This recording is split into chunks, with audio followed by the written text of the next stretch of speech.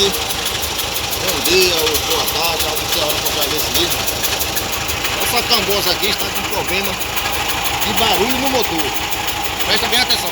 Aproxima a câmera aqui.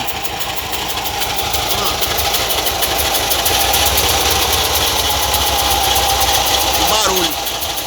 É um barulho. É muito barulhento. Eu vou desligar aí. Fica comigo aí.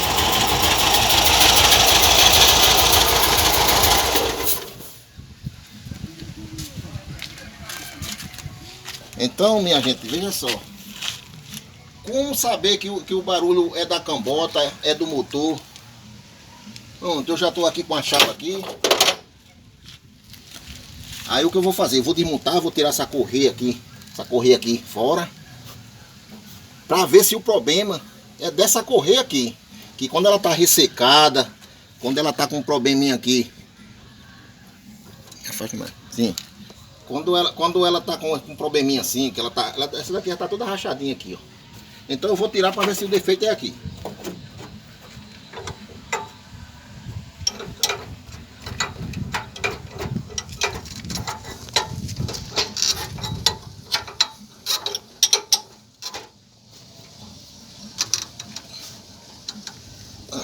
Uma chave 21.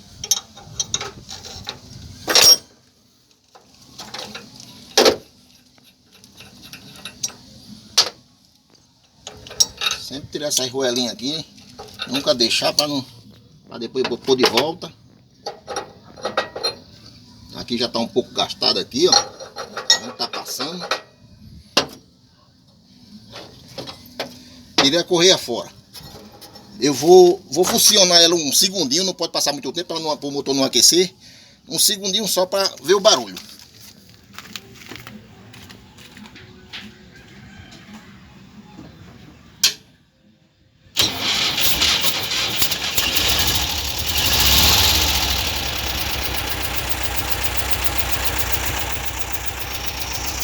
Veja só o barulho.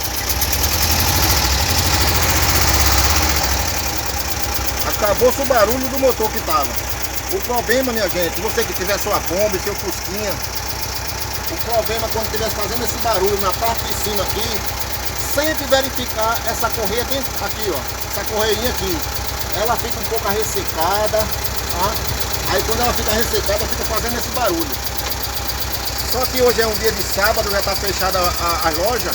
Eu vou deixar para segunda-feira. Aí na segunda-feira eu vou comprar e vou mostrar colocando ela para o barulho ficar assim normal. Olha, quem gostou, deixe seu like e se inscreva no canal. Valeu!